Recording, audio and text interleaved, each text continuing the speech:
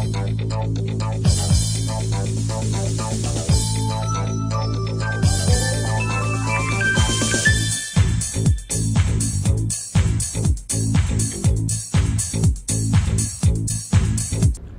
lagi bersama saya Antonius Arif dalam acara Good Morning Motivation.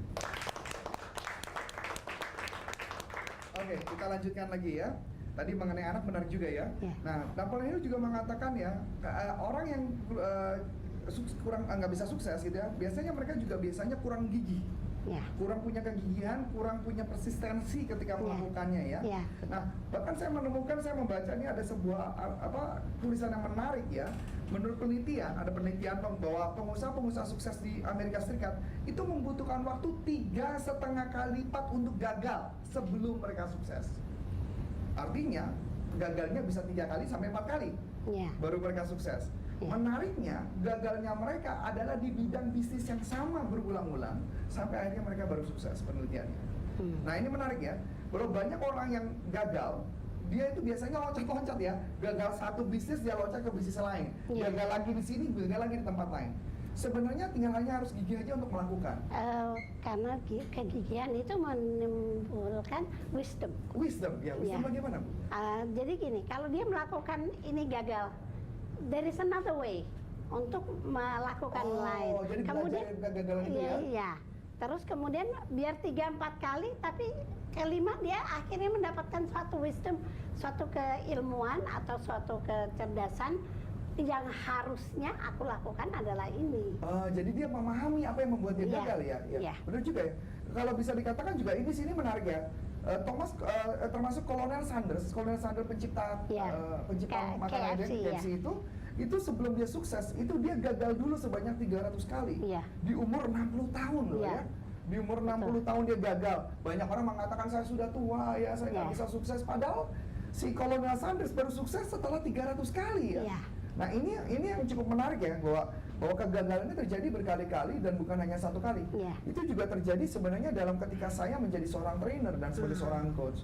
Awalnya saya juga sama mengalami kegagalan itu berpuluh-puluh kali. Kalau misalkan bisa berbicara dengan pasangan saya tahu bahwa dalam kehidupan saya bergagal itu sampai puluhan kali dan tinggal bagaimana saya gigih untuk berjuang untuk melakukannya. Kalau istri saya selalu mengatakan begini, apapun yang kamu pilih, apapun yang kamu mau, kamu tinggal jalani. Yang penting saya dukung, itu yang paling penting ya. Nah, itu yang memang menunjukkan bahwa keberhasilan bisa terjadi kalau juga support dari pasangan pasti tentunya ya. Nah, kemudian juga ada kegagalan seseorang itu juga karena kepribadian yang negatif. Orang bisa punya pribadi negatif karena selalu mengeluh, selalu jengkel, selalu marah-marah kepada orang. Nah, bagaimana pandangannya Ibu? Memang di dalam SCC atau subconscious communication itu ada 5 hal yang menjadikan negative passion. Negative passion.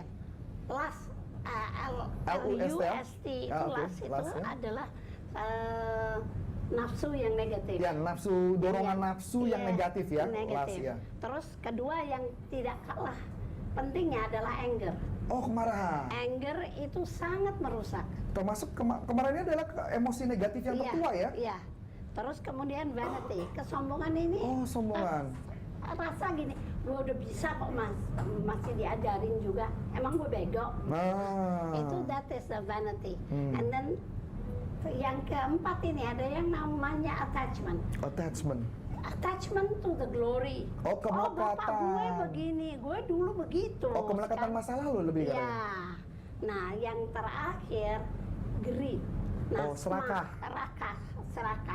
Jadi ingin dapat banyak, tidak mau berbagi.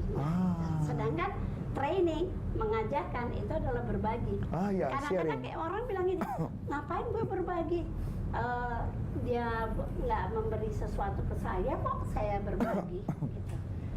Di sini dikatakan bahwa berbagi itu keberlimpahan, abundance, gratitude itu di dalam berbagi itu.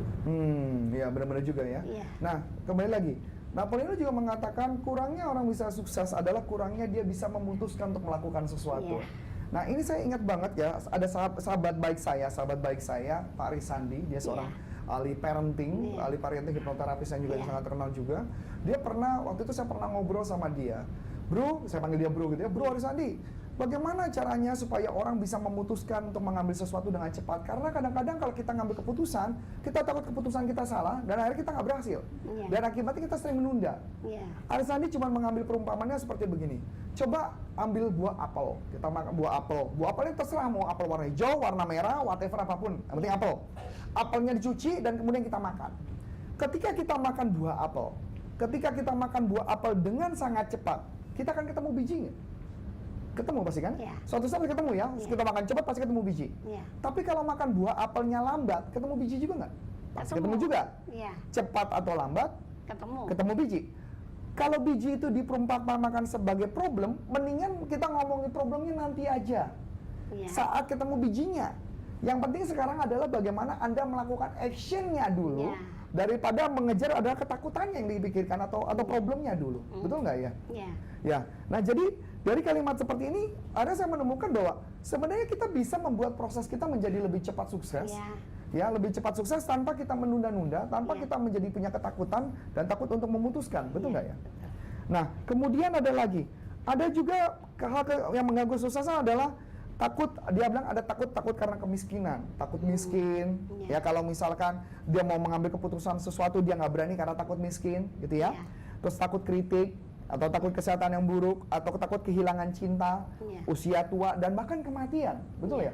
Dan itu yang menjadi ketakutan orang-orang ya Bu ya? Bagaimana pandangannya Bu? Sebenarnya ketakutan itu ada di kepala. Betul. In real mungkin ada, mungkin tidak. Tapi kalau kita ciptakan di kepala kita itu hanya minor, hanya kecil. Kita lakukan. Makanya saya sering membagi yang namanya pray. Berdoa, pray. Ya. Attitude. Oh, oke. Berdoa, skill, knowledge, pengetahuan. Yang terakhir action. Kalau di bahasa Indonesia paksa jadinya. Paksa ya, push ya paksa ya. You have to push yourself gitu. Then the pray and action. The three action, ini adalah yang intisari pelajarannya coach. Iya. Jadi ini dua. Ya, tinggal bagaimana actionnya untuk melakukannya. Nah, yang paling penting sebenarnya adalah kita kembali lagi bagaimana belajar bersyukur ya sebenarnya dalam kegagalan itu ya. Kalau kita takut dan sebagai sesuatu, kalau kita syukuri mungkin kita akan jadi punya vibrasi yang positif ya. Betul ya. Dan juga kita lihat juga faktor kegagalan yang lainnya adalah salah memilihkan bisnis. Betul nggak ya? Salah memilihkan bisnis, kita salah memilih, kita salah orang ini seperti apa gitu ya Bu ya? Kadang-kadang orang itu berpikir, setahu saya, jadi dia tidak tahu apa yang sebenarnya menggelora di hatinya. Makanya di dalam mencari bisnis itu harusnya ada yang tadi coach. You analyze me. Ya, menganalisa. How? Bagaimanakah yang cocok dengan saya? Ya. Orang tuh kadang-kadang nggak percaya, belum tentu dia lebih pintar dari gua. Lakukan aja. Betul juga ya. Dan juga berikutnya adalah mungkin karena kita percaya bahwa dengan tahayul ya. Kita percaya dengan tahayul, percaya dengan hal-hal yang belum tentu terbukti kebenaran ya. Itu yang kadang-kadang membuat kita jadi ketakutan dan nggak berani untuk maju, betul ya Bu ya? Betul ya. Nah, itu yang kita lihat seperti itu. Nah, jadi dari beberapa hal-hal yang membuat orang gagal itu sebenarnya kita jangan takut ya sebenarnya dengan kegagalan itu yang belum tentu terjadi dengan sesungguhnya ya. Tinggal bagaimana kita mau mengatasinya dan untuk kita jadi sukses, betul ya. Nah, untuk mengakhiri kita sesi ini kayaknya udah nggak terasa cepat sekali ya. Kita mau mengakhiri sesi ini, saya mau mengajak pada teman-teman ya, para audiens untuk mengangkat tangan kanan dan taruh di dada Anda ya. Kita akan ngomong ya, kita akan melakukan afirmasi. Saya layak untuk sukses. Karena saya adalah saluran berkat bagi sesama. Saya layak untuk sukses. Karena saya adalah saluran berkat bagi sesama. Saya layak untuk sukses. Karena saya adalah saluran berkat bagi sesama. Silakan tunjuk muka Anda dan katakan, dan itu adalah saya. Oke, terima kasih kepada para audiens di sini, para sahabat Excellent. Tidak terasa bahwa kita sudah selesai sampai akhir di sesi ini, dan nanti kita akan bertemu lagi di sesi-sesi selanjutnya bersama saya Antonius Arif dalam acara Good Golden Morning Motivation di acara-acara berikutnya hanya di TV Excellent.